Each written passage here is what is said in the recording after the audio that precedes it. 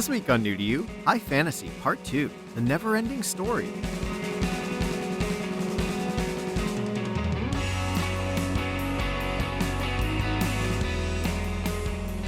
Hey everybody, welcome to another episode of the New to You Show. We are continuing our theme of high fantasy. I'm one of your hosts, John Holt. With me is Keith Allen Vincent with a mouthful of pizza. Julian Cage. And Brian, special guest Brian Jones. special guest. I laugh easily, so All right. Yeah, because we're definitely not that funny. No.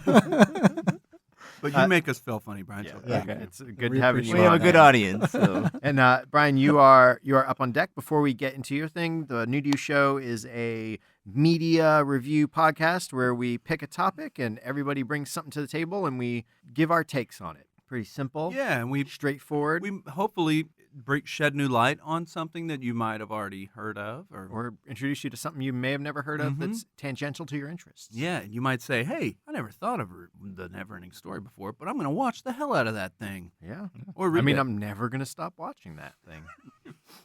Maybe I'm a part of it. Brian, let's do it. Roll on in.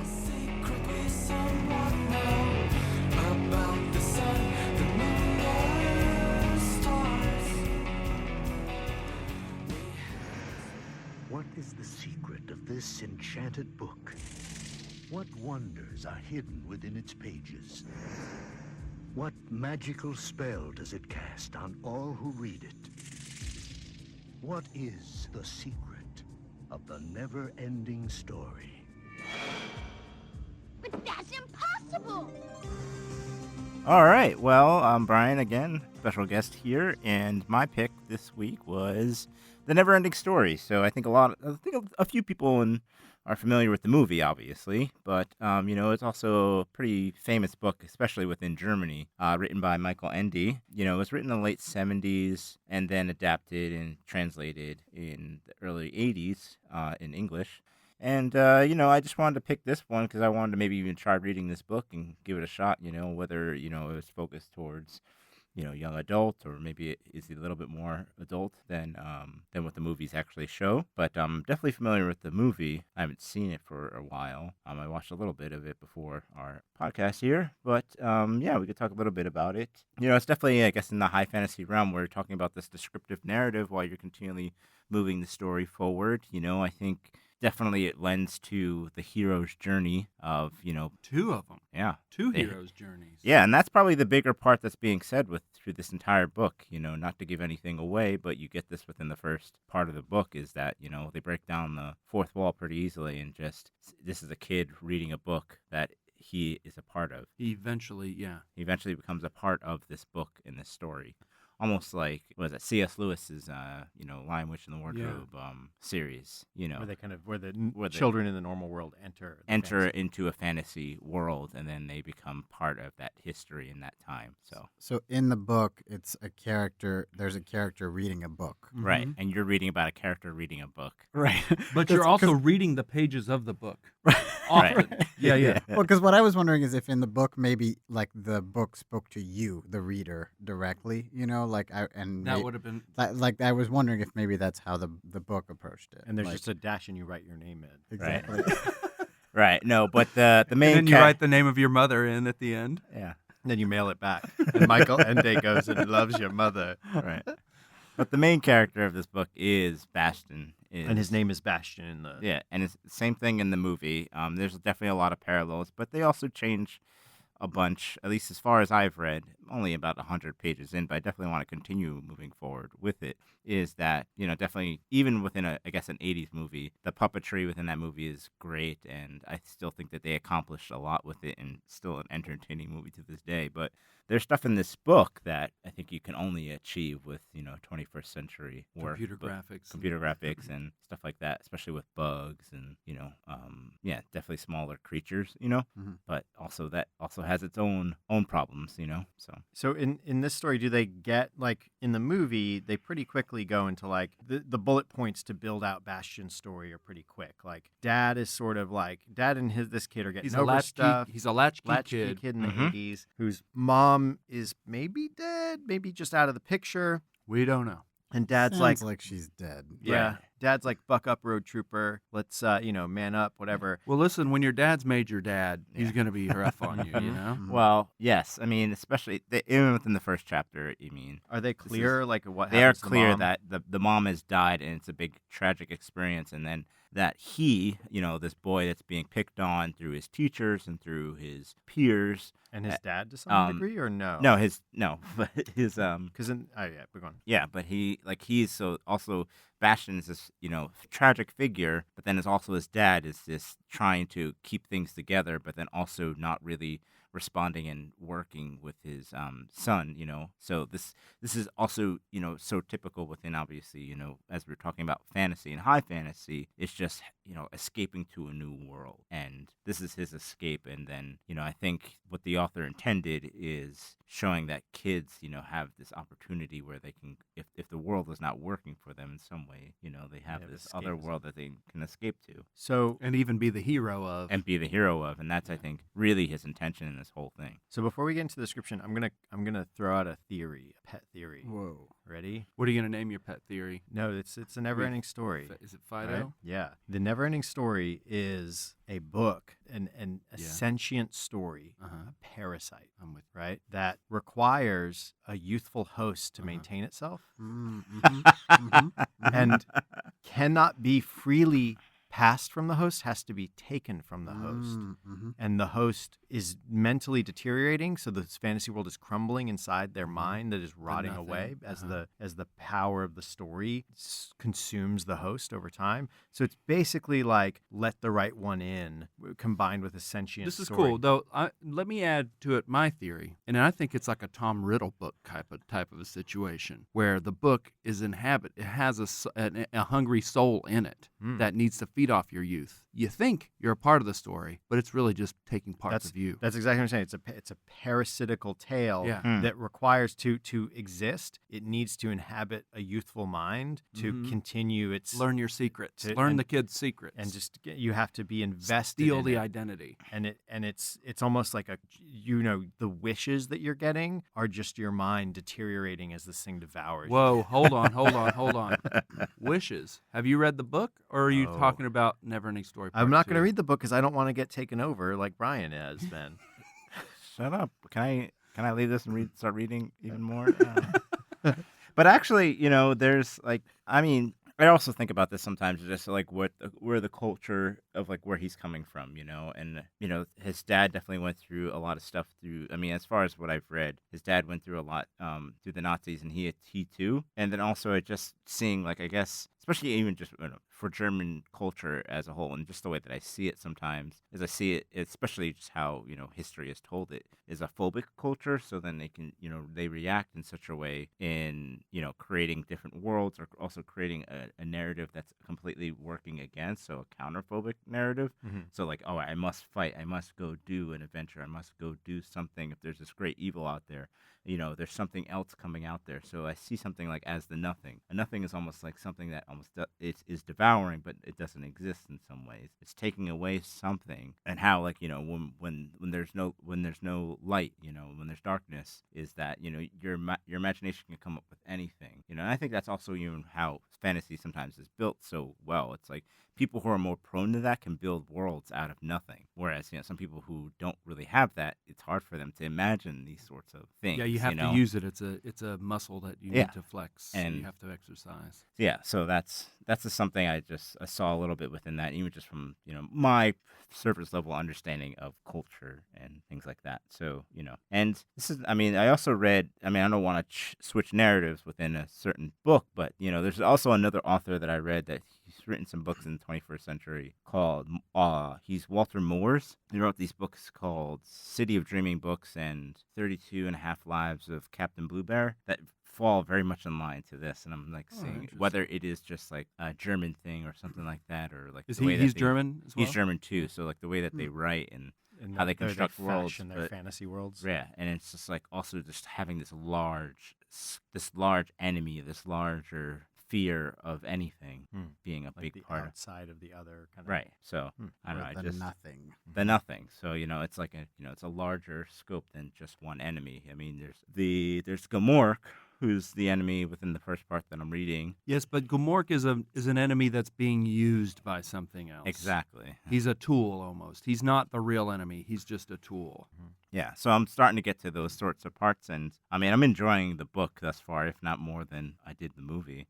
Maybe that's just what I like within fantasy, but I definitely have some miles to go in this. And let's go through maybe the bullets of the movie, like what Yeah. the story's about. So it starts with, like we're kind of saying, a kid whose mom has passed away. Dad's trying to keep shit together. He is put upon by bullies and goes and hides out in a bookstore to escape these bullies. And the bookstore owner's name is Oleander, which is the same as the wand maker. Ollivander. It's very similar to the wand maker in Harry Potter, like the sort of the keeper of your source of magic. And this guy is reading the Neverending Story and kind of sees a kinship in this kid as like pretty. It's kind of funny whatever. We won't go into. I'll just go to story beats, but it is funny how he interacts with the kid. But Yeah. Hey, he's like, "Oh, you're looking for the arcade? It's not here." Yeah. And then the kid's like, "Oh, but I love books." No, And I then gotta he's like, prove to you I like books. Well, all right. Yeah. So my favorite part of that is like, I like these books and I like these books, and he's like, all right, cool. So why were those kids chasing you or whatever? And it's basically he's kind of throwing shade a little bit, being like, Right. you're a huge nerd. I know you are. That's why they're Yeah. chasing you. No, and that comes out within the book. He's a little bit, he's poking at him, but obviously sees himself. Well, he wants to within him. test him to see if he's worthy Right, of but feeding it's also, the great book. It also kind of reads off as like he's kind of he's kind of Curmudgeon. like he's curmudgeon, but he's also kind of mocking him a little bit, like Yeah. of course you're the one getting beat up by bullies.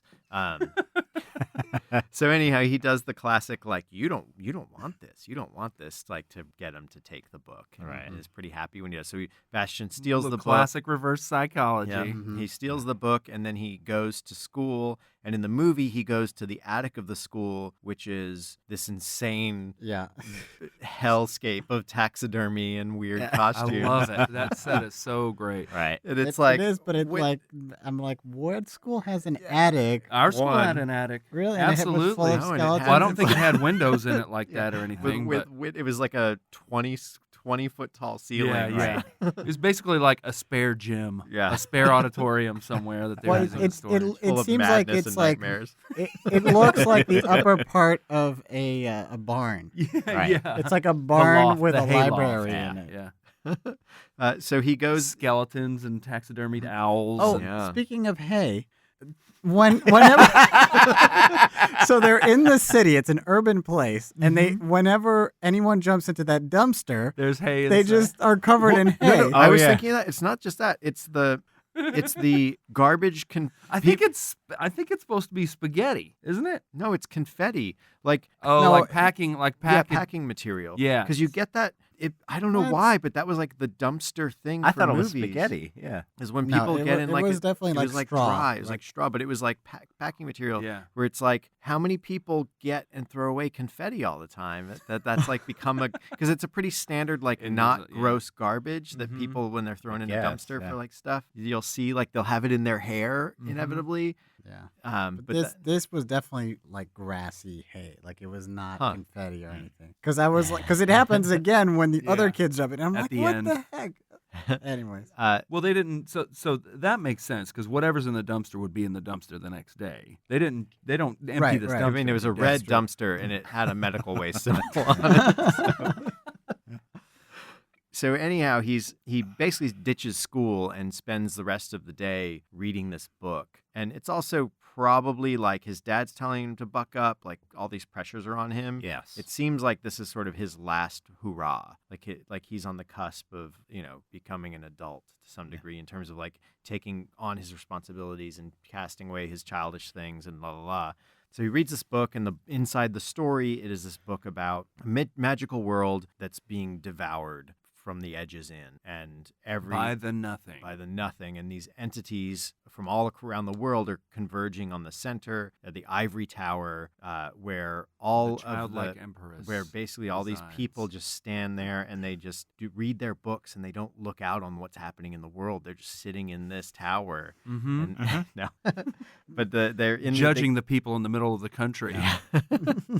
so they go. Everyone goes to the ivory tower. Says, "Hey, Empress, what do we we gonna do? And her spokesman, And the cast who's- of characters in the movie is just it's That cool. part is It's probably so one of my beautiful. favorite Mine parts too. that Yeah. I remember as a kid. the Just- night hob Mhm. Yeah. landing with his bat. Oh yeah. And then a character from Star Trek steps out and says to them, "The Empress is really sick." So she's dying. They need to figure out, Yeah. and it's tied to this thing that so whatever's killing her is killing the Because world. she is the world. Right. And if the mother was to die, and if you're saying right, like maybe it's also like alluding to cancer or the loss of people in your life as think- they go, so does your world go kind of I think thing. it's also like, I mean, I see it as it's like youthful imagination. It's like adulthood is creeping in and, and Right. like the square adult world is destroying fantasy. The magic. Mhm. Right. Yeah. And it seems to like if your dad is Major Dad and he's straight laced and just drinks like blender garbage or whatever. If Oh, that's yeah, his in the whole- book, does the dad make Really weird blender stuff for breakfast. blend raw eggs and That's not orange mentioned, but coffee? they do make breakfast. And they do. That's how the book opens. is with Oh, breakfast. since it's German, it's probably sausage. But right. Sausage. So he puts with the orange sausage, juice Sausage and eggs. beer. and and beer mustard. and coffee yeah, and chocolate. and lots of chocolate.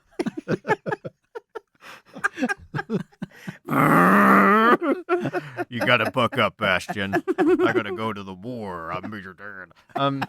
So, but it does sort of parallel too that if his father is this figure of like grounded reality, that the mother was the figure who probably fostered this Gave him the magic. creativity Right. and this magic, and so this Empress is a parallel to that dying off. So this fantasy world is dying. It's called Fantasia because that's fantastic. Is it called Fantasia? In the Yeah, book? it is called Fantasia. So like it's pretty clear and apparent some of like what they're hinting at and what Right. they're meaning because he is reading the book and Bastion is the main character. So let's just be a little bit overt with this. Yeah.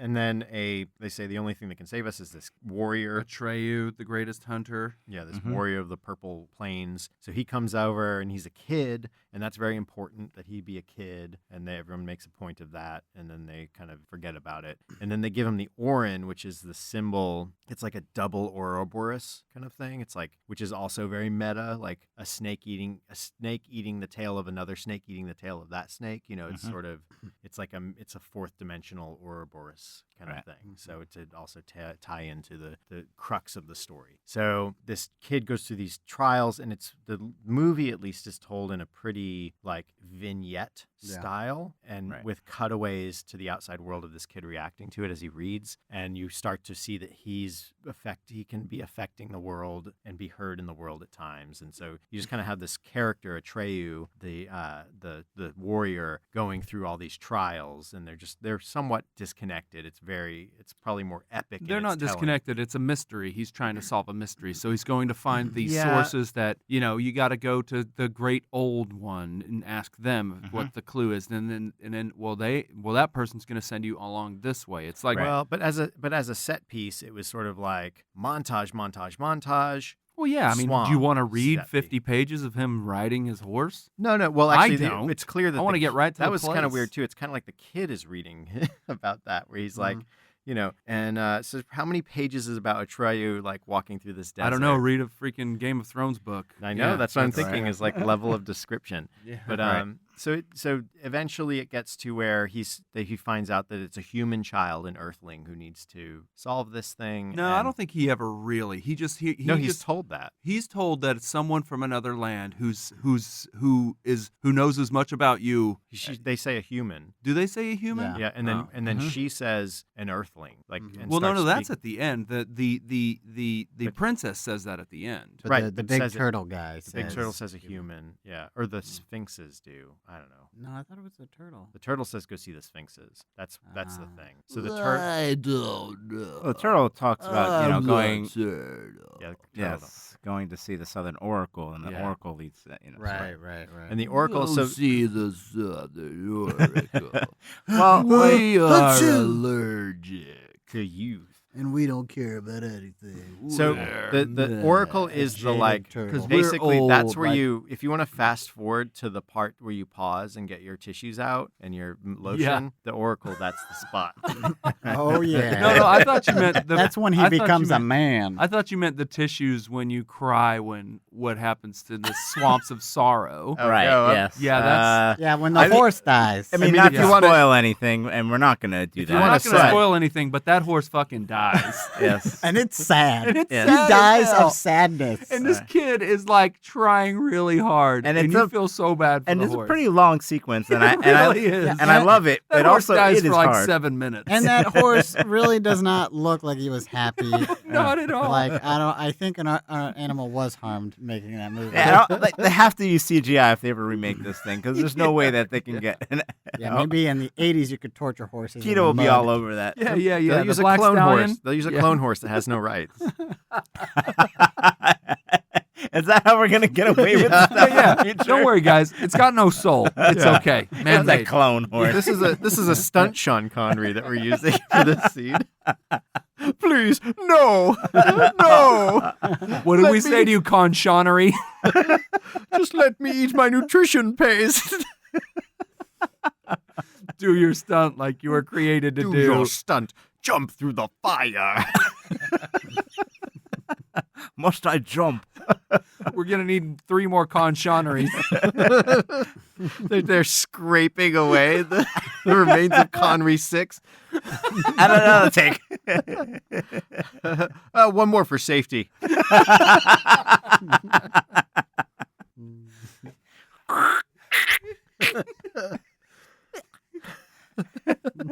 So we follow Atreyu, yeah. Atreyu's like Atreyu. tale of woe and basically suffering for a lot of it, and he's being chased by Gamork, this giant wolf. Who's very like, what's the name in the Nordic tales? There's the wolf that will whose goal it is to uproot and destroy Ragnarok? Yggdrasil. Ragnarok may be the name of the wolf. I don't know. Yeah, it might be the name of it, but there's like basically there is a creature of destruction who wants to uproot and kill the world tree and bring about Ragnarok. It might be named Oh Ragnarok. yeah. No, it's not. You're right.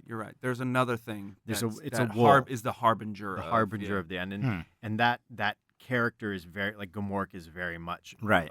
Drawn from that same. And plot. Gamork is kind of like nihilism personified. Mhm. He's just like, I don't care about anything. I just want to hurt everything because Mhm.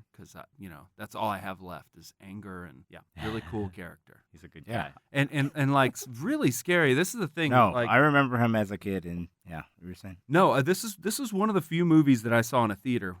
So I have very visceral memories of this, and it's I have it on DVD. I watch it often, so I love this movie. Watching it now as a grown up, I'm just thinking, boy oh boy, they could never make this movie for kids now. This would be like PG-13 or something. Exactly, and that's probably that's something I definitely wanted to go into is that this movie is like it's light in some sequences, but damn, is it dark in some. It's some others. suffering through most of the Right. movie, And almost I mean, the whole movie like, is you could suffering not and get away peril. with having a horse die in the middle of a swamp and having a 7-minute sequence Well, where that you happens. could, but not in the way they did it. Not the way that they did it, Yeah. especially, but also having Gamork, assemble. Which was sadder, the dying of Artax in Neverending Story, or the dying of the horse in Dances with Wolves? Which one's sadder? Artax. Yeah. Yeah. I mean, I just remember it as a kid, and it was just a very long sequence, and you're surrounded by this mist, and you're in it, The and mud. obviously, and it's just like, I mean, especially as us as kids, if you remember just quicksand being a legitimate threat to our existence. At any minute. At any minute, you know. Yeah. So you had Princess Bride, you had all these things. Video where games. Every video quicksand game was had some this quicksand. thing that was out there. So I'm gonna go have fun at the creek with my friends. The sand. Get out of there! Yeah. Wait, it's raining. Get out of the sandbox right now. Well, the other thing too is just the acting in that. The kid who is acting Atreyu trying to pull the horse out and saying like, "Don't give in to the sadness." Like Right. it's just heart wrenching. Right. Really heart wrenching. Yeah. And he just fed him some trolls, and Artax was like, "Thanks, Yeah. man. What a Hey, happy birthday." Everything's okay. Yeah.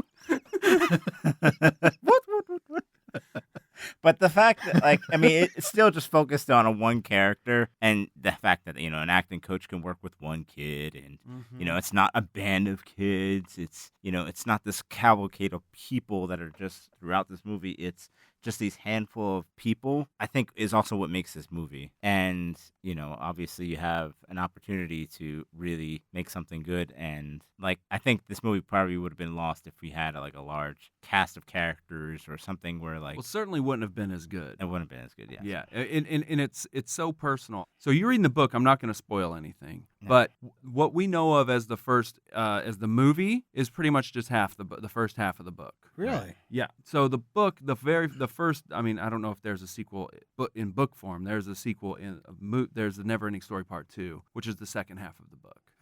Which is kind of neat because it takes some of these concepts that you're talking about, how like this escapism, it's there for you when you need it, and it kind of turns it a little bit on its head, and then it's saying like, but don't let it become the only thing you do.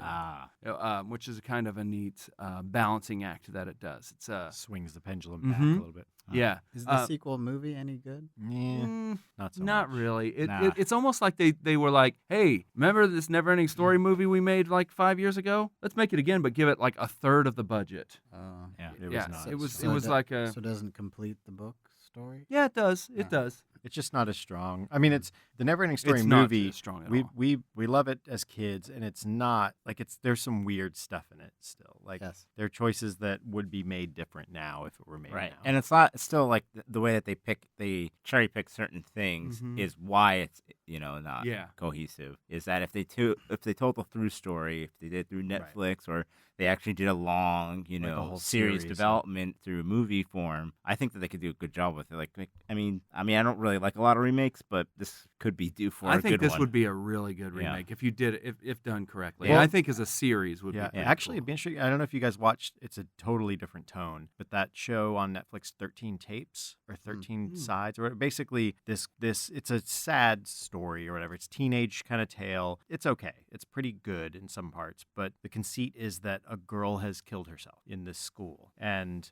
all she's left are these 13 cassettes, and it's like each side of a cassette is one part of her tale, and it goes into the 13 different people who she thinks are responsible for are her. somewhat responsible for why she has gone through this. And so that's the ultimate mean thing to do. It is sort of, but it's also she's murder suicide. She's kind of blaming herself too, but it's also she also kind of sets it up like each person who's given these, and there's something else that will get exposed in the course of this, but each person who is on these tapes there's rules. They have to like listen to them and pass them on. And so you're getting one of the kids. You know what I'd say? I'd be like, you're dead. You don't get to make rules for me. I'm gonna do whatever I want. Well, she also has someone making sure that it's maintained. What happens if it's not maintained? Do they get killed? I don't know. Well, you guys should. But it's anyhow, called 13 Reasons Why. Yeah, that's it. 13 Reasons Why. So the one of the characters who is part of this 13 Reasons Why, he's gotten the tapes now, and so you're learning about this thing as he listens, and he's flashing back to these things. So what I'm thinking is it's actually an interesting structure because you have a tale being told from a different character's or different person's perspective that informs this one character, and you have this jumping between flashback, like things happening to this girl in her world, and the present day, or her world being her perspective and and that time frame that this character is kind of a part of, but is also doesn't connect to all of it. And then back to the present where he's interacting with these people who are in this story that he's listening to, and some of them have listened to their tapes and some haven't yet. And so there's all this interplay, and it all comes to a head as he gets further and further into it. But it could be an interesting angle to approach a series of this where you have sort of, you really play with the parallels and make the real world rich and developed. And because it's almost like in the movie, at least, it's less developed, the real world, than the fantasy world. And so the whole time he's trying to find out who killed his mother and why. Why and who named her that? Jeez. Turns out it was Major Gamork Dad. the whole time. Yep, Gamork and Mindy. Gamork for Morrison. That's right. Nano murder. Nanu. I've come to Nanu a true. That was also kind of a scene that you wouldn't see in an awful lot of movies, even for that time, when this beast is like injured and dying from the nothing. Right. And he just has it out with the kid, and he has like this little like talk with him, and in the end, with his last bit, he still tries to gobble up the kid. It's wild. Yeah, and I mean, I still like. I mean, I love. I mean, just. Obviously the battle between good and evil, but I think a problem even within storytelling nowadays, and especially anything that's related to kid storytelling or superheroes or anything like that, they just never give enough time to develop a villain and make their perspective clear. What they're trying to accomplish, whether it's small or big. Yeah, but I don't think that they do that in the book. Like, the nothing is not evil; it's just a force. Right. Even so, but even Gamorreek, Yeah. as of himself, just to give him that, because it gives him weight, and I just don't think that they give enough of that to anything nowadays, or or at least for I would anything. argue they've gone. I would argue they've gone too far in the other direction, and that they want you to like the villains almost more than the heroes. Well, and therefore it's just kind of like it what do we depends. think I mean, of? well, What's the standout especially in the for, Batman I'm talking about movies? especially anything that's definitely PG-13 or lower. Yeah. It's very clear, black and white, and you can't live in that gray matter of things. And I think they do a good job. Anything that's adult, obviously, it goes way beyond that. I'd say. Yeah. I was gonna say, what's the standout in the Batman movies with Christian Bale? It's the Joker from the second movie. Yeah. You know what I mean? But if not, he plays some of the best villain that's been portrayed on film. But he has very little backstory or like. But they give you so much of him that they give you so much of his personality. But they play with the fact that he even lies twice in the movie about his backstory. Right. You know how he got these scars. Yeah, that's kind of one of the things that makes this, and it's interesting. Do you know anything about Michael Ende? I see that he's did they other write? books. They did write though that his dad was Bastion's father was in World War II. They do allude to that. I'm not sure if they allude to that. I haven't gotten to anything like I thought that yet. you had mentioned that with World War II. I'm talking about Michael Ende's father and him himself, because he's also older. I think he died in 95. Okay. As well, but it's like he was this artist in drama and stuff like that, but also being recruited for Hitler Youth and all of these other things of just like I think it's mentioned that right down the street from him, he had all these like fire bombings that were happening and things like that. So whether that's like an influence to that sort of the way, obviously how we were talking, last week about Tolkien, through World War I, and how that influences you through your fears and through your, what you think, and how you develop a story and narrative and the extremes that you experience. And basically while the rest of the world is destroying like the nothing that becomes of your national identity after a war, that's what he's most and how do you regain that, especially when they've outlawed you have to white name nationalism. Everything. You have to rebuild it yourself. That's right. Yeah. That's where the internet comes in. And that's another story. That's a never-ending story.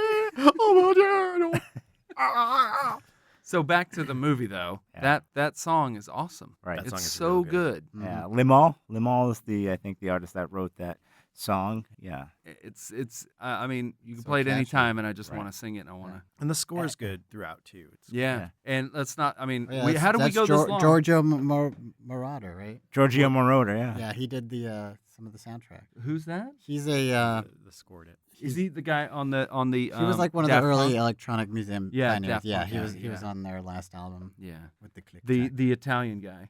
Yeah. But I can't believe we've gone this far without talking about Falcor and how awesome Falcor is, and how we all wanted it's a really Falcor. sad. How awesome and not awesome. Well, it's also sad, like and this is very topical because we're talking about like the character who he is based on was just recently diagnosed with like pretty serious brain cancer. So we should just give him. Brian. What?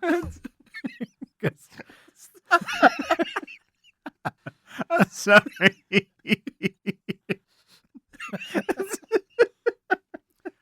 I would just like to point out that Falcor is a lot like John McCain. In that his arms are also sort of locked in this little like position, and so that was Bob Dole. no, McCain too. Yeah. So that when he goes to save Atreyu, it's mostly just kind of flying past Atreyu, just like clamps onto these like frozen little arms. It was the best that puppetry could do at the time. Right. The And the it is animatronic. impressive that he's like life size. Yeah. The animatronics on the face and mouth are really good. The sync is a little weird, but like Yeah. when he's scratching his ear, all the Yeah. lolling Oh, yeah. and like Yeah. that puppetry is And crazy. his tongue comes out. Yeah. Yeah. Like they just kind of were showing off how like cool this thing was. Right. But his body definitely doesn't move. They're just like, no, we just put it all in the head. That's all we got. But Shoot even around so, the I mean, line. I don't think they worked with Henson Workshop or No, anything I like don't think that. so. At that time, they were Just the the best studio in and, Munich, yeah. and the fact that they achieved something, and Yeah. I think it still holds up to this day. I wish that we would do more of it in movies, Yeah. but But the point I was going to make is that Falkor, in a way, is kind of like Gandalf in that he, if Gandalf's there, it's going to be okay. But there's always inevitably going to be something that separates Gandalf from the group. right. And It's like you're the going to Neverending lose, like your Story is cell the same phone's way. going to die. Yeah, exactly. You won't be able to check out that obscure fact that you wanted to look up Right. because your freaking Like, phone I just battery don't get died. service. Yeah. Falkor! But does he I play a call my pretty phone. prominent role throughout the books and such? Yeah, he does. Even in the second half, he's kind of like Gandalf in that he kind of like comes in just kind of when it's convenient Yeah, for it's the a story. Deus Ex Machina. a Yeah, little yeah. bit. Yeah. Okay. And he's like On the third day, look toward the sunrise in the east. yeah, and he's one of those characters too. He's just like, oh, hey, what's the answer? How are we gonna do this, Falkor? With luck. Like Falkor. Well, That's how you say. hey man, listen, if you're a everything. luck dragon, that's what it comes down No, to. but the only reason he's a luck dragon is because he always like his answer to everything. That's like that's not a type of dragon. It's just like no, that's a Well, I mean, dragon, and he's dude, into luck. If the Lion Witch in the Wardrobe, if the lion's like, how are we going to do it, lion? He's going to go like, 'cause God's on my side. Well, then they call him the 'Cause god. I'm Jesus. Well, he's the god lion then. Yes. Jesus. I'm the Jesus.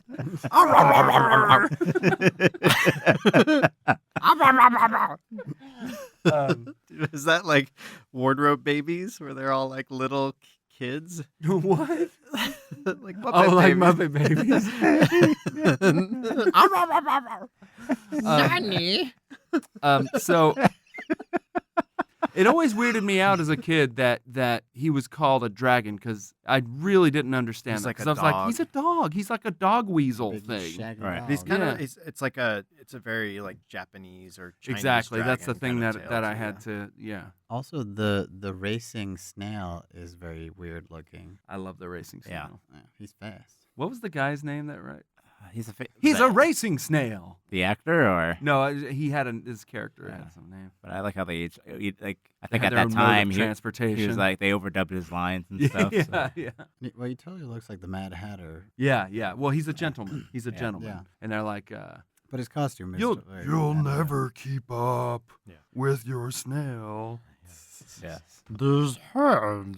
They seem so strong. That's another part where like the that's like waterworks come on. Well, Yeah. again, like there's no like if you want like a true like tissue moisturizer situation, the Sphinx and Oracles are a good one. Uh-huh. But if you want just this, there are no end of sad wanks of opportunities in the Neverending Story.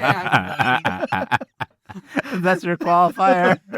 Yeah, that scene Hold- is rock hard. You know what I'm Yeah. saying? Yeah. Holt turns the volume down and puts on the Cure. Yeah, it's like You just hear I've the been looking so long at these pictures of you. and you just hear the lotion. Yeah.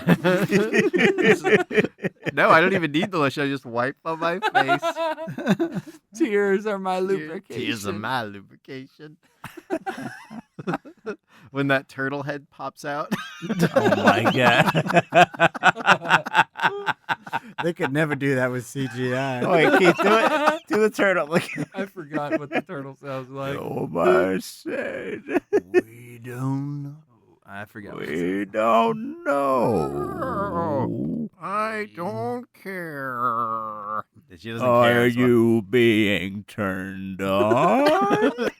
Do you like me in this dress? I'm allergic to boners.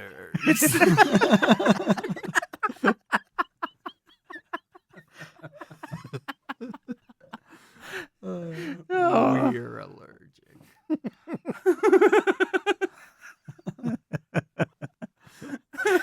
But yeah, she does say that.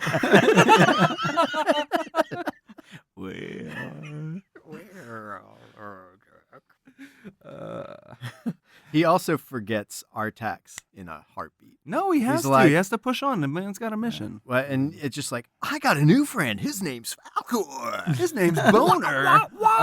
What it always weirds me out, and I don't remember this being in the book either. Like, what is it that, like, does this kid ever do anything that makes it like, oh, that's why he was chosen because he's really good, or it's just like, no, he's chosen because he never gives up, or what? I Like, think He's it's really just a good- level he's of courageous, and Yeah. he's really good at riding He's horses. just Right. like perseverance. Right. And he, Well, was it through his kid's innocence as a kid, and that he won't be corrupted, or earnestness. like yeah, No, because I don't know. well, I mean, in the movie when they summon him, they're like, "Hey, you're a kid," like he Yeah. was just supposed to be Well, the, right. the I mean, that's the what bravest the warrior. people on Earth or whomever, Yeah. and you know, even Bastion is Fantasia saying that think. too. you know. But I think what your point, Brian, is that he comes in without the baggage of age and preconceptions, and he's a pure Pure of heart. Well, that's the deal, and what he deals with are the prejudices of age, like with that's a lot of what he deals with is the kind of like things that make fantasies go away, like the kind of cranky Yeah. nihilism of being that old with the sexy turtle, and Right. the like just kind of like giving up on the goodness of the world of like that Gamork does. Right. right, And- and the swamp, just in taking like that Swamp of despair. inevitability that Yeah. some people will fall away from your Yeah, life, and that's what the swamp. Yeah. It's going to take things. And that but you will nothing look- takes things. yeah. But there are other things that are going to take stuff. And he away. hasn't lived so far ahead that his past isn't haunting him, so that he can continually always look ahead through Unlike Ortak, circumstances. who had that shady past that he just can't get past, and that's why Right. he falls into the Yeah. depths. But of even the so, I swamp mean, of you can even draw sadness. the parallels to even just the protagonist through Lord of the Rings of, Frodo. Frodo. It's just a And matter Sam of, versus like Sam. Sam. Obviously just hobbits can't be, are hard to corrupt, so they were the best ring carriers than Mhm. anybody Right. else. Well, they're the least ambitious, too, Right. yeah. I remember this very viscerally from the movie as well, and it freaked me out more than anything else, more than the rock biter biting that rock and its glass inside, more than like people climbing the tower and it falling to pieces. But when that kid is eating an apple and he eats the whole core in the movie, that creeps me out still to this day. He just pops the whole core of the apple into his mouth. Huh. He's so enthralled by the story, he I doesn't guess. notice. He does it, the whole stem and everything, just plop right into his mouth. I mean, he's lighting candles in the nightmare attic, so I mean, he could do what He he has wants. his own thing, This kid's Yeah. scarred for life. That's how his mom taught him to eat apples too. I'm not going to go back on that. His hippie mom. Yeah. So, all right. So that's kind of going to. So at the end of the thing, after all these trials, Atreyu gets to back to the Empress. He's gotten this whole well, we got to get this name. We got to find this human. We got to do this stuff. And she's like, he's been here all along. he's been hanging out. And so He was Atreyu, with you in the swamps Right. of despair. that actress lives in Brooklyn now. Oh, really? Yeah, there you go. So Atreyu's like, and this is probably one of the more this is one of my favorite parts of the thing is like, well, why did you have me do all this shit then? Yeah. Like you just had me lose my best friend, trudge for aeons, Months, almost yeah. drown, Right. like all this stuff, and have you to knew kill all along this that the kid thing, was but you there? knew this whole thing, and she's like, yeah, like we he. needed you to get him here. Yeah, you were just like a tool in our tool chest. Like, you just had to get shit done, yo. What's up? See you later, Atreyu. Hey, Bastion, what's up, brother? That's right. And Atreyu gets sucked off into the So, nothing. so basically, the nothing is the friend zone. Oh. in this alt-right conspiracy novel called The Never-Ending Story. Yeah, and she's totally like a pageant queen. Yeah. Like she's got Like a a little John- too much makeup Yeah, on but for you know, her she age. Like a is- John she Benet is, Ramsey kind of thing. But she is wise. She is wise. And Right. Like a John Benet Ramsey kind of thing. Yeah. But is she so she creates the entire world, or is she just No. part of every part of the creation? imagination of every kid that reads that book recreates the world. Right. Right. Yeah, Okay. she's the heart of the Yeah. world. She's the She's the reset key button. into it. Yeah. Yeah. She's like when you blow into the cartridge of the NES game. She's like that magical put it button back on. in the nether regions. If you find it, the pearl. Exactly. But no I joke love it. though. The Ivory No Tower joke. has a very what's the term? Like, there's a lot of George O'Keeffe. vaginal, like O'Keeffe style imagery. Like, Yeah. there's No, it's flowers, bro. Sure. Flowers. Sure, those two. But Now, there's It's I all can about see that, John. flowers. no, there's a lot of that kind of imagery because that's the other You thing just too. see you just see vaginas and everything. No, I don't. I showed you a picture of a flying V guitar the other day, and you're like, totally looks like a vagina. I don't like those. No.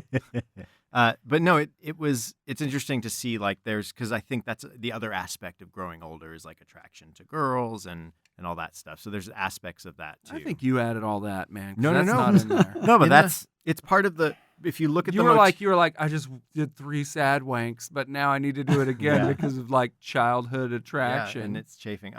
So if you look in the tower, there are just these like bas relief things that are just they're basically little. The symbols are just little vaginas. Okay. All right. They are. So here's Like- another thing, and I guess this but was also, on I mean, purpose. you know, it's just still even just part of the story is that there's no guy trying to win the girl at the end Right. of the Yeah. day. Yep. It's this innocence as children that we Yep. have that But also I don't think it's a sexual. I think it's more of a motherly aspect too because she's supposed to be like a mother child and it's like birthing out the world again from a seed. I mean, quite literally, like here's a grain of sand that's all sand. that's left. Here's a single cell from which will be birthed the whole new world. All you have to do is supply your part of the. That's right. Dump your wish dragon in there. your wish dragon into the book. But so after this whole thing culminates, It's all. kid- all. the kid yells into the thing. They're like, "All you have to do is give me a name." Oh, so pause. We were talking about this before until I watched it like with subtitle. Like it's something that's come up as trivia. Like what is the name? right. He has This to is what give? I was about to say. Oh, yeah. With subtitles, it says what it is. Says what it is. Oh, I thought that was on purpose. That they like I made think it. They did. As a kid, I didn't know it. As a kid, I couldn't understand. I still don't know. Is it Sarah? Nope. Wow. So I don't know. Do you 'cause- want to know what it is? Yes, you do. Sure. Moonchild. Really? Yeah. Oh. That's really dumb. But he said that's his mom's name. Yep. Moonchild. His mom's name was Moonchild? Yeah, that's why the dad killed her. He ground her up in the blender and drank her. No, but Moonchild. Which is again why I think like you have this very like of the world earthly dad, and you have the mom who, with the intonation of that name, she might be a hippie or an idealist and whatever. So Yeah, it was the 80s when the hippies had to kind of come back to reality. or die trying. Or sell out. Become yuppies. Go from hippie to yuppie. Yep. So yeah, Moonchild is if there's trivia, Bastion's mom was. That's Moonchild. unbelievable. I wouldn't have guessed that in 50 Yep. years. Nope. So stupid. Well, it's not stupid.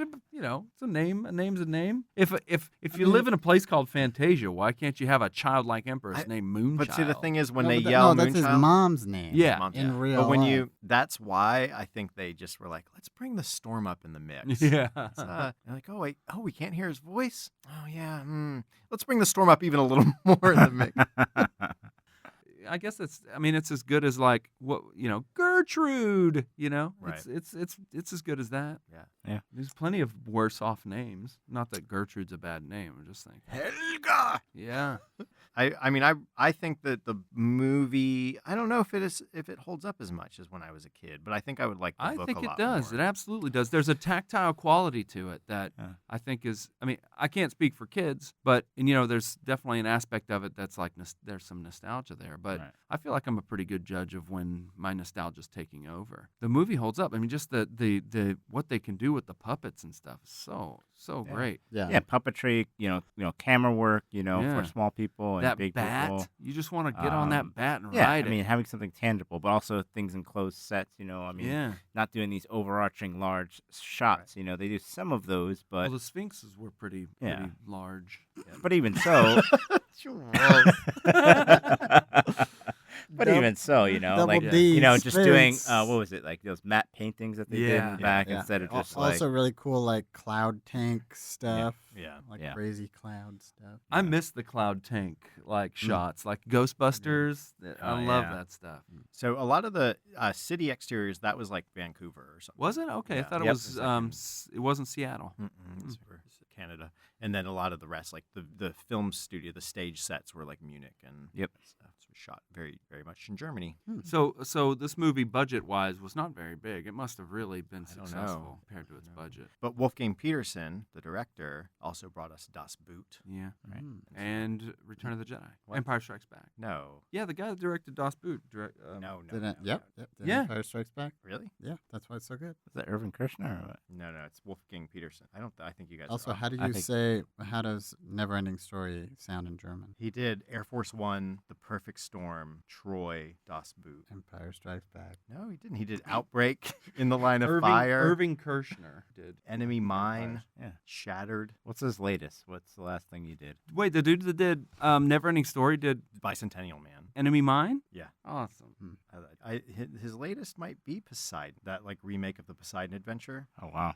But he's got some other 2012 Old Man's War. I didn't see that. Why would you remake Poseidon? They did it though. Better special Yeah. effects.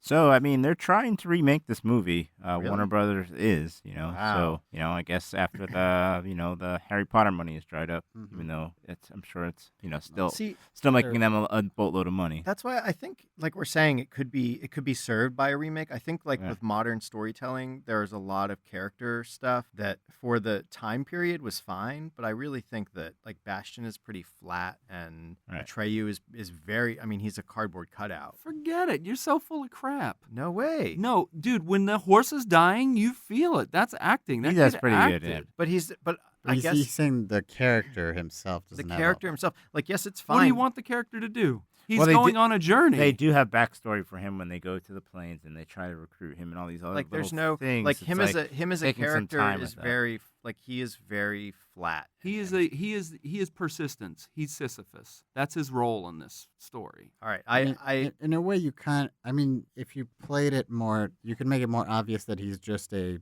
piece of the puzzle. a tool for the real kid to enter the story, Right. to project onto. That's why he's a little flat, I think, because he's just like a heroic symbol that he can project himself onto. yeah, it's true. I ask I you. think So, that- so, so I think does that- he go on? Is he less of a journey than Skywalker in the first But Star but- Wars movie? But people like Skywalker in the first movie is like compared to Han Solo or even Leia, his character is the one that people laugh at and are like, he's whiny because. Yes, but he's our entry point. He is our gateway to this. But I guess what I'm saying is now we are a more sophisticated audience to some degree, so that I think you could get a little more intricacy. we're such a sophisticated audience now. Our movies are so much better. They are 10,000 times better. Yes. Okay. Great.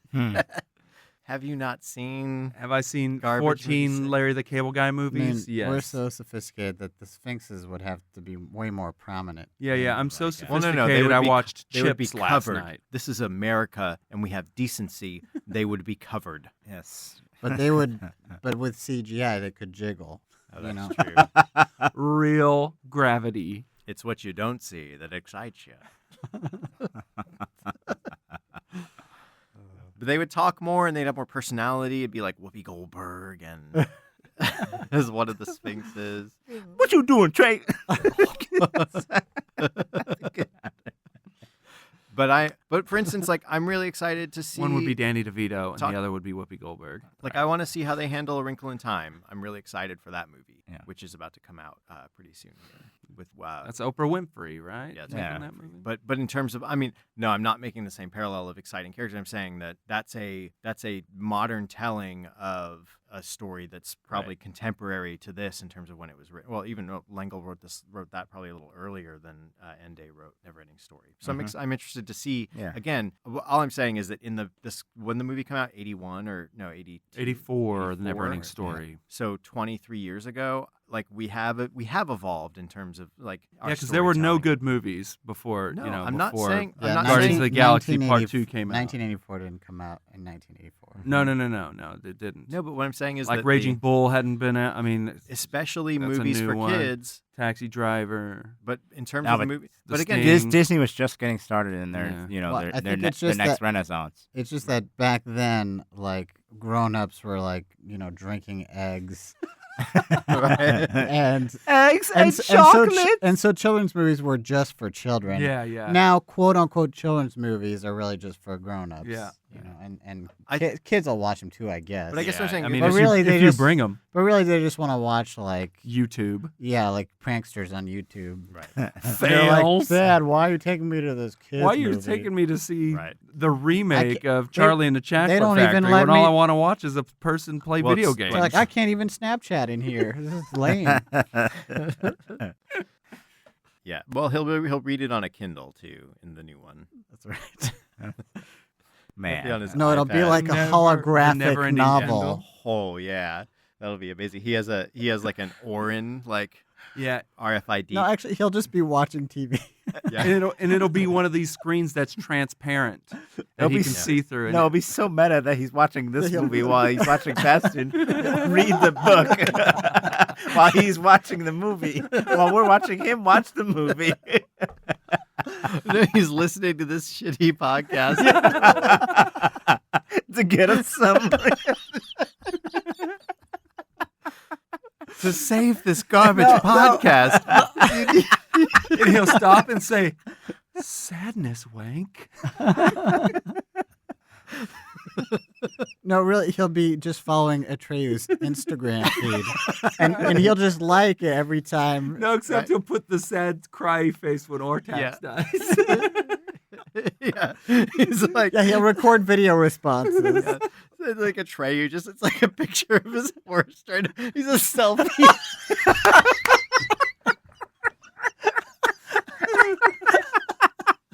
It's just like eggplant emoji.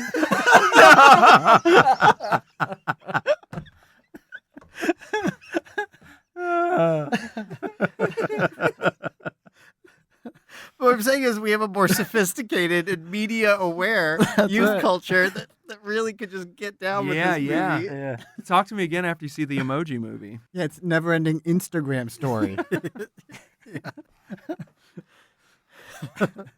But Brian, so would you recommend someone read the book before seeing the movie if they were to go that direction? I'd say so. I mean, there's a possibility, you can tap into more of this descriptive narrative, which is, found within high fantasy. And if that interests you, definitely tap into that. Obviously, we were talking about Tolkien last week, who's, the pioneer and the godfather within that whole thing. But here's, a guy that in the late 70s and the early 80s who's been doing some of this work and, has led to, a large swath of other movies by other directors and other storytellers, within that era, I was thinking about even talking about, but, I picked this one. It's just creating a different world. And, obviously the book is always better than the movie. Let me just read you a little Unless from the it's book. Stardust by... I'm going to read you guys a little from the book. Chapter 1. It all started when my sister Ashley and I were at the library. Ashley was teasing me about a guy. I looked for a book to keep her quiet and spotted what looked like a good one out of the corner of my eye. The title read, "It Will Never End." As weird as the title was, I grabbed it, not hesitating, and put it in her hands. Ashley sat down and read the book as quickly as she could. Engrossed in the writing, she accidentally read one part aloud. The young and the old hid, but those 13 to 35 stayed to fight the beast. Suddenly realizing what she had done, she slapped her hand over her mouth and then apologized to everyone around her. Based on the little bit that she had read, Ashley and I grew interested in the book. Every day at the same time, we read page by page together until one day it was different. We felt like we were getting closer and closer to the book, like we were spinning. It happened so fast that Ashley and I became confused. At one point, we blinked and we weren't in the room anymore. We were in a small, terrified town. We started to look for someone to ask what was going on and finally found a man hiding in a barrel. We posed the question. "The beast is coming," the man replied. I and my sister now realized we were no longer simply reading the book. We were in it. Everything was so real and so scary. All of a sudden, we heard a growl. We ran into a dark house and hid behind a bookshelf. Through the books, I saw narrow, evil eyes. I needed to scream, but I didn't because if I did, that would probably be the last thing I ever did. The biggest mistake of my entire life. We stayed as still as statues. The eyes then turned and headed toward the door, which screeched open and then closed again. I realized we had gotten lucky and had barely avoided an untimely trip to heaven. "Sarah?" Ashley whispered in a trembling voice. "Is it gone yet?" "Yeah."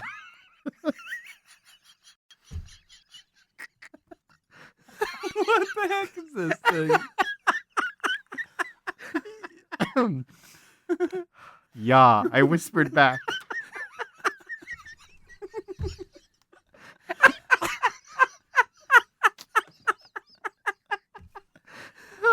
Ashley let out a huge sigh of relief. I added that. We stayed there for a while longer to be sure the beast was gone. A family came out from under the bed and started to ask if Ashley and I were okay. We nodded in reply. What's the beast? I asked. Apparently, one of the family members said, it's a cat, dog, tiger, bear. At least that's what I heard. Ashley and I shivered at the thought and then asked if it had killed anyone. Millions of people, 9-year-old Haley told us. This used to be a big town. Now it's nothing because of that beast. Our mouths dropped open in disbelief. Ashley and I then explored our surroundings to find an exit, but we had no luck. We felt like we were going to be stuck there forever. Just then we heard the general calling for people that had ages of 13 to 35. Knowing that Ashley was 14 and I was 12, I burst into tears. Please don't go, I pleaded, but she had no choice. She hugged me as a tear ran down her cheek. I love you, she said in a whisper. The general then came and took her away. So that's chapter 1 of the never-ending story. As written by Sarah Burns. That's the edition I downloaded on Kindle. It's like somebody's self-published version of a book called The Never Space Ending Story. Yeah. Is it like a big troll or? No, it's just some like self-published I fanfiction totally- that someone I totally labeled thought The you were- Never-Ending Story. I totally thought you were reading some like subreddit thread. God. I was like, oh, where is this going? So you type in "never-ending story" Into in the the Kindle Kindle store. and this book pops this up. pops and it's up, the and I'm like, never all right. space ending story. Yeah. Instead of like never ending with no space. I was like, well, all right. And click, click, click. And I purchased this thing. It was probably like 99 cents or might even been free. But it was just like a self-published piece of art. How far did you get? The first chapter that I was like, this isn't right. So you're like, wow, the book's really different than the movie. Yeah. I mean, they get into the meta stuff pretty quick. There's 2 girl characters. Interesting tweak. Right. They read the same thing every day. Yeah.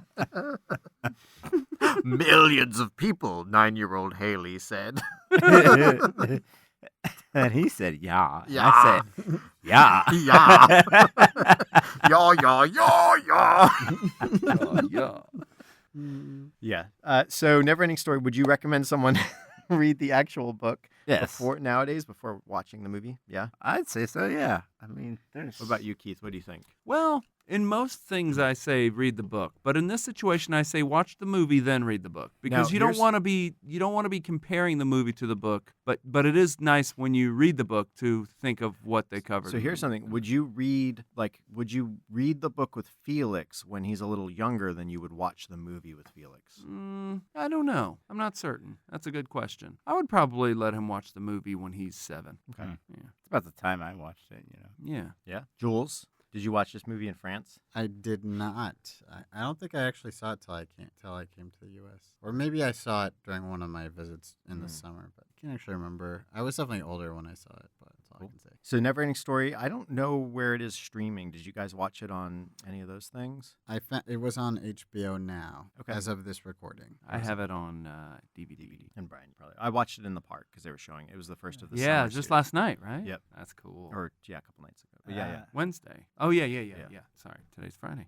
I found it through streaming illegal sites. Oh. What? Legal Never-ending. sites. Air quotes. Like, Well, I went through a legal site and I didn't find the right book, the real version. yeah, it's never ending one word. Yeah, make sure. Not Sarah Burns did not write it. It was Michael Ende. All right. Michael Ende. So remember that. Yeah, It's interesting Ende that- spelled like end, like never end a story. Never Ende's story. It's also interesting that within the story, it's the story that never ends. Mm-hmm. Right? That was the name of the title Yep. of the book.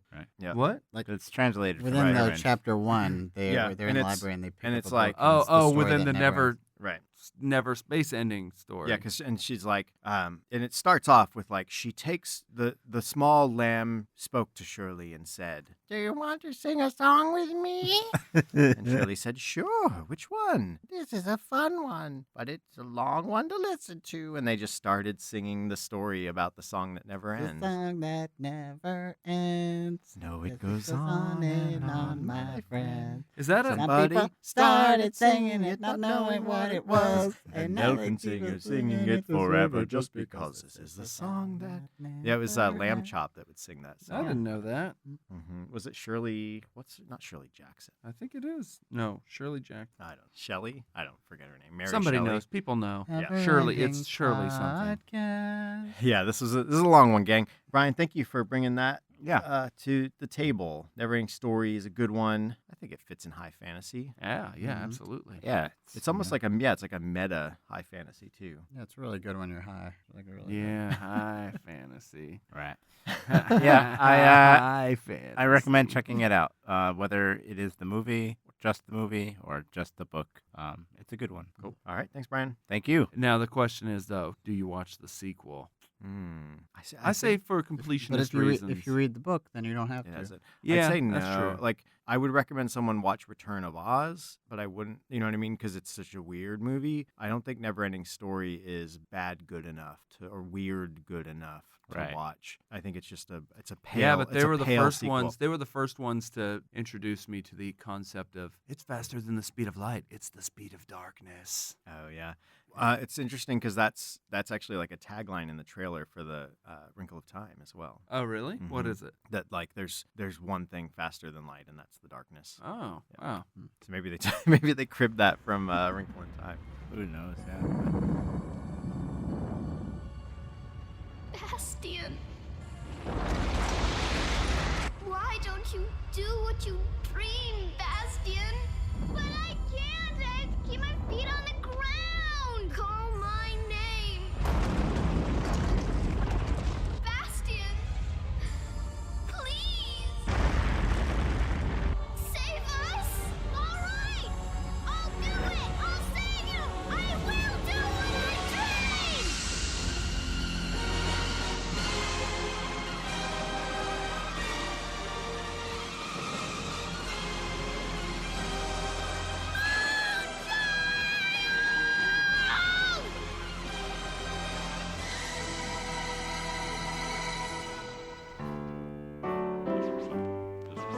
Such a question, there are many possible answers, such as hard work.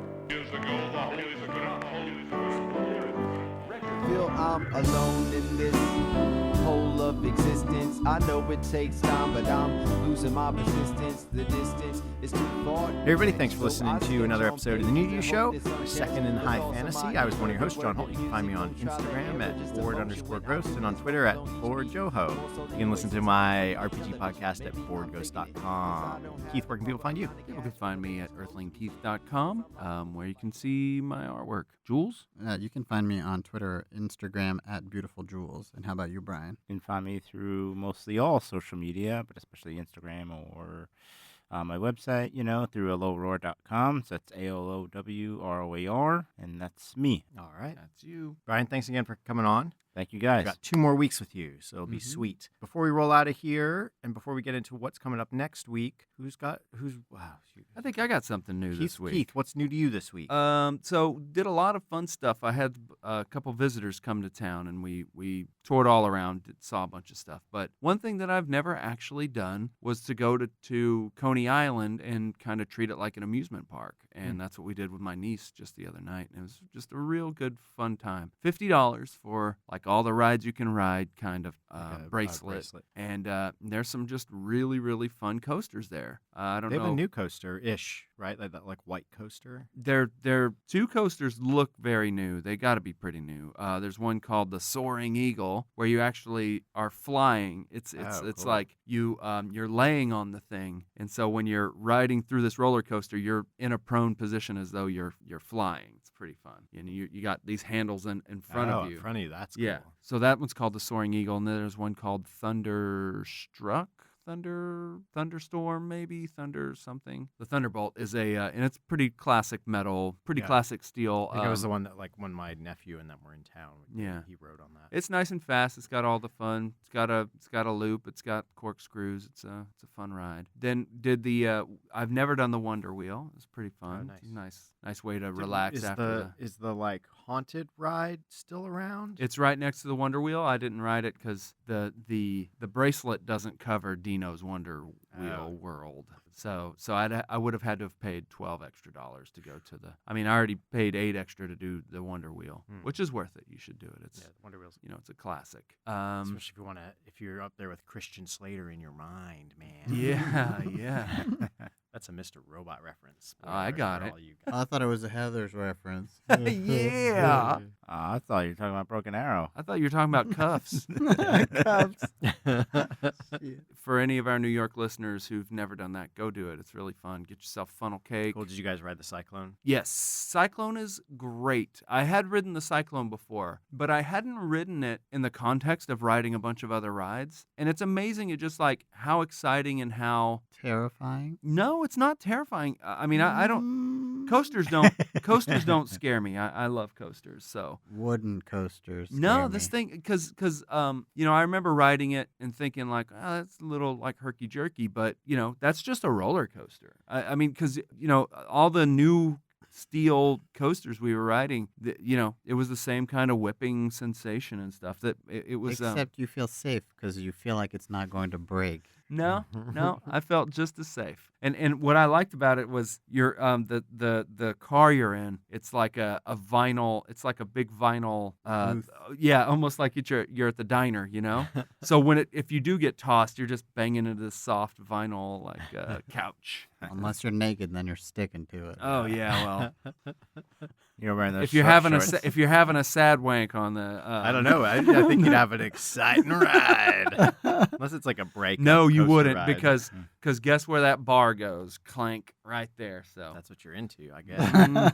it's tough. But yeah, there's like a little flume ride there too. It's Nice. kind of fun. There's the nice swing that goes, something like probably 5 or 6 stories high. If you've never done it, I think it's well worth it. Go on a weeknight. Show up at 5. It's open till 11. You get 6 hours. Not much in the way of lines. Just it's a really really good way to spend $50. Well, did you guys do any of the prize games or anything like that? No, Carnival type stuff? I kind of I kind of set a budget for myself, and I knew I was going to spend too much money at the hot dog at Nathan's because for some reason 2 hot dogs and 1 large fries and 2 sodas is $20. I don't get it, but I still do it. It's like you're at the movies, except without the movie. Yeah, exactly. No, was it Felix and y'all, or was it? No, it was just my niece and I. It was Oh, just my nice. niece and I. She's 17, and she really had a good time. Though she was playing it tough. I could really tell she was getting a little nauseous from some of the stuff. Yeah. They have a slingshot ride. Oh yeah. Which is literally just you in a metal ball, like latched into the seat, of course, and then you're just slingshotted right up into the air, and that's the highest thing in the park. It's higher than when you're launched, it goes higher than the Wonder Wheel. And I couldn't do that one because it cost extra too, but Kaylin did that one. Oh, cool. She liked it. Mm-hmm. Go to Coney Island, and if you go on a Friday, which it's going to be a bummer because you'll have more lines for the rides. There are fireworks every weekend at Coney Island. Yeah, real pretty. All right. And who's gonna be up next week? I am. Jules is. All right, Jules. What are you bringing to High Fantasy? The 1988 film Willow. The Standard. The film by which all other films are judged. Willow, use the wand on that troll. Yep. Willow. This will be most exciting. All right. Where can people watch Willow?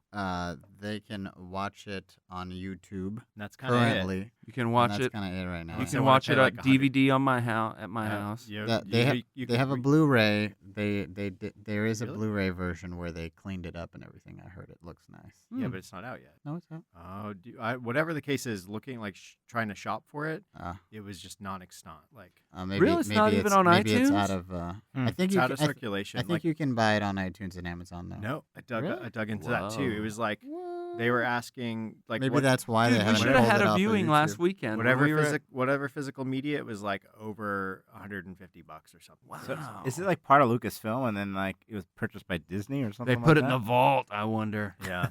part, Willow, part of the princess. but we'll save some of these illuminating Allora. thoughts for next time. Laura Dannon. All right, gang. So we'll get into Willow next week with High Fantasy. Thanks again, Brian, for bringing the second episode's Neverending Story. To find out more about Neverending Story and the people on the podcast that talk to you about stuff, our hosts, go to newtoshow.com. You can follow us on New to You Show on Twitter. You can reach out on iTunes, leave a review, comment, whatever you want to do. You can also leave a review or leave a comment rather on our website, or just send us an email. We have info through that too. That's kind of it. Those are the basics. Review, rate, and follow on your favorite podcast app. It may not be new, But maybe it maybe was New to you. explosion sound. We don't care. We're allergic to boners. Die unendliche Geschichte. That's Neverending Story in German. It's all about the music. This pitiful life is all about the music. This pitiful life is all about the music. This pitiful life is all about the music. This pitiful life is all about the music. With him together forever, without the limitation of time ever again. So the second coming of the Lord is not